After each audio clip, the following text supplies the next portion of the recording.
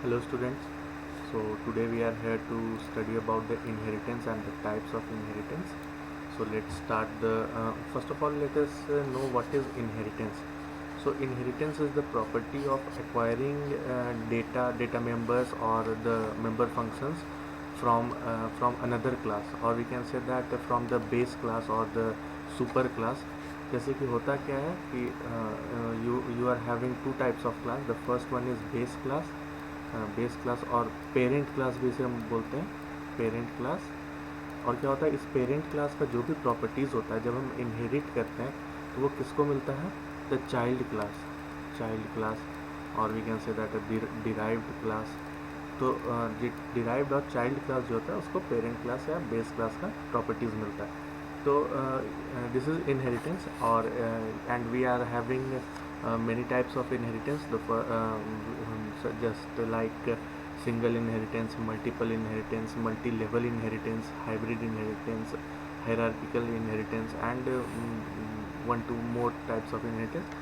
So in this unit we will see one by one each of the inheritance क्या क्या होता है, with the help of an example, that is a program example. And also we will do the programming of all these types of inheritance in the tutorial class. So let us start with the first one, that is the single inheritance. So what is single inheritance? So as in the figure we can see that there is a base class and there is a derived class. तो ये the derived class is inheriting the properties or acquiring the properties of the base class. तो इसका मतलब क्या? ये derived class जो B है मेरा, तो ये बी क्या कर रहा है? बी का लेट सपोज दैट कि ए में एक वेरिएबल है एक्स एंड बी में एक वेरिएबल है वाई. एंड ये दोनों इसका खुद का वेरिएबल है, that is it is having its own variable that is declared public और प्राइवेट और एनी अदर एक्सेस स्पेसिफायर.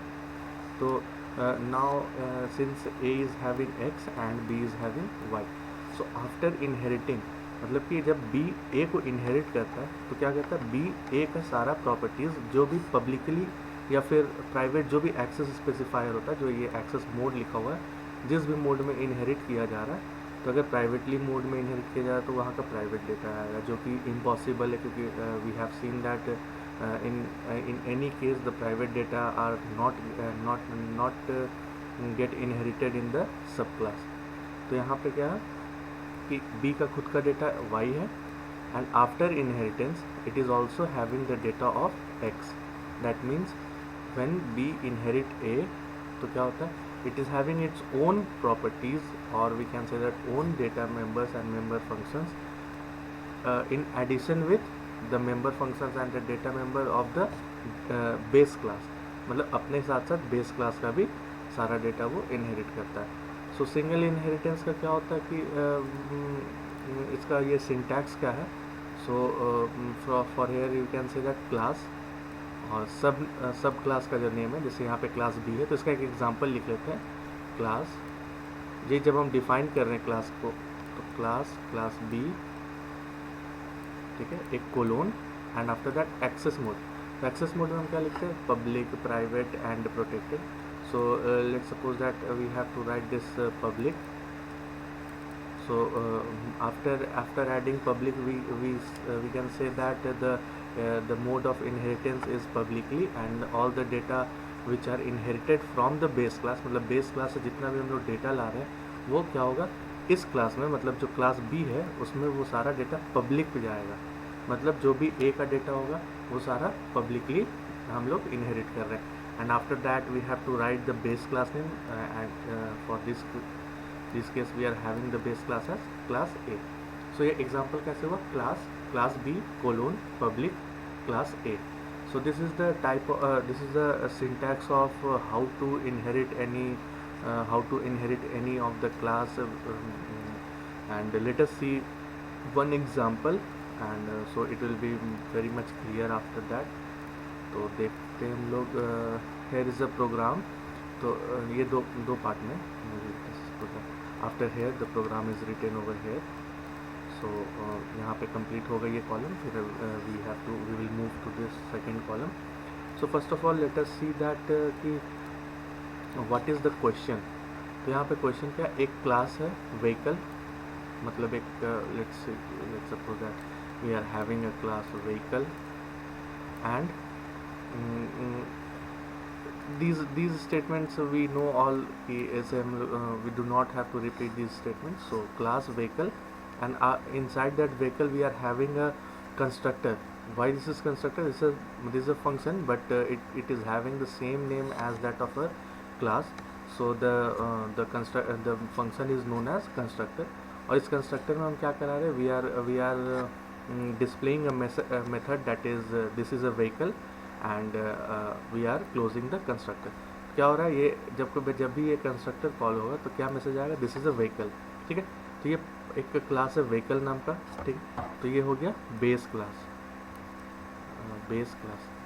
और पेरेंट क्लास जिसे बोलते हैं, जो टॉप लेवल में होता है. एंड आफ्टर दैट यहाँ पे क्या हो रहा है, एक क्लास हम बना रहे हैं, class car. This is a class called car, and what I am doing is that I am inheriting vehicle. I am inheriting this vehicle class publicly. That means this inheritance is being accessed. यानी कि इस तरह का inheritance हो रहा है जहाँ पे vehicle class को कौन कॉल कर रहा है या कौन inherit कर रहा है? कार. ठीक है, तो and this we can see that this car class does not have anything, क्योंकि यहाँ पे इसका ये ब्रेसेस खुल जा रहा है और यहाँ पे ब्रेसेस क्लोज हो जा रहा है. तो इसके अंदर किसी भी तरह का कोई भी डेटा नहीं है या कोई भी मेंबर फंक्शन नहीं, और neither it is having any constructor. तो what I am going to say that जब ये मेन कॉल होता है int main, so inside int main what we have to do, first of all create an object of the class. तो हम किस class के object को call करेंगे? ये व्हीकल क्लास को भी कर सकते हैं और ये कार क्लास को भी कर सकते हैं. तो यहाँ पे हम क्या करें, हम कार क्लास को कॉल कर रहे हैं, मतलब कार क्लास का एक ऑब्जेक्ट बना रहे हैं OBJ. तो OBJ का मतलब क्या होता है? जब भी हम we know that when we call the any class और when we declare any object, then constructor gets called itself. मतलब सबसे पहले वो कंस्ट्रक्टर कॉल खुद ब खुद हो जाता है. तो यहाँ पे क्या हो रहा है, when we call when we can say that when we define this object OBJ, किस क्लास का ऑब्जेक्ट डिफाइन कर रहे हैं? कार क्लास का. तो क्या यहाँ पे क्या हो रहा है कि जब भी ये कार क्लास को कॉल कर रहा है तो कार क्लास यहाँ पे आएगा. अब ये देखता है कि it is inheriting the vehicle with public access specifier. तो यहाँ ये कहाँ पे जाएगा? व्हीकल पे जाएगा. मतलब अगर कार में भी कुछ डेटा रहता है तो वो भी प्रिंट होता है इन एडिशन विथ जो भी डेटा इसके पेरेंट क्लास में था, मतलब व्हीकल क्लास में था. तो अभी देखते हैं कि that we do not have any of the member functions और एनी ऑफ द किसी भी तरह का message we do not have in this car class. So what it does कि अपना जो डेटा नहीं है, अब ये क्या करेगा, अपने पेरेंट का भी डेटा इसको प्रिंट करना है और इसको यूज़ करना है. So it will move on to the parent class, that is the class vehicle. And inside the vehicle what is done. So यहाँ पे क्या होता है, एक सी आउट का मैसेज है, मतलब कि एक प्रिंट का मैसेज दिया हुआ है जिस पे क्या प्रिंट होना है, दिस इज़ अ व्हीकल. तो क्या प्रिंट हो जाएगा? This is a vehicle. तो यहाँ पे हम देख सकते हैं कि हम कॉल किए क्लास कार को. अब हम कार को जब कॉल कर रहे हैं, then why the message is of vehicle class. Car को कॉल करने पे व्हीकल क्लास का क्यों मैसेज आ रहा है? क्योंकि हम यहाँ पे इनहेरिटेंस करवाए हैं किसका? कार क्लास का. किसके थ्रू? व्हीकल. तो व्हीकल यहाँ पे क्या हो गया? Parent class. तो इनहेरिटेंस का मतलब यही था कि it shows its own data as well as the data of the its parent class. तो यहाँ पे अपना डेटा तो है नहीं, तो देगा किसका? अपने पेरेंट क्लास का. So this was the single inheritance, और we can say that the it is simple inheritance भी बोलते हैं इसको. So we will study about the multiple inheritance and multi level inheritance in the next video. So till then, stay tuned. Thank you.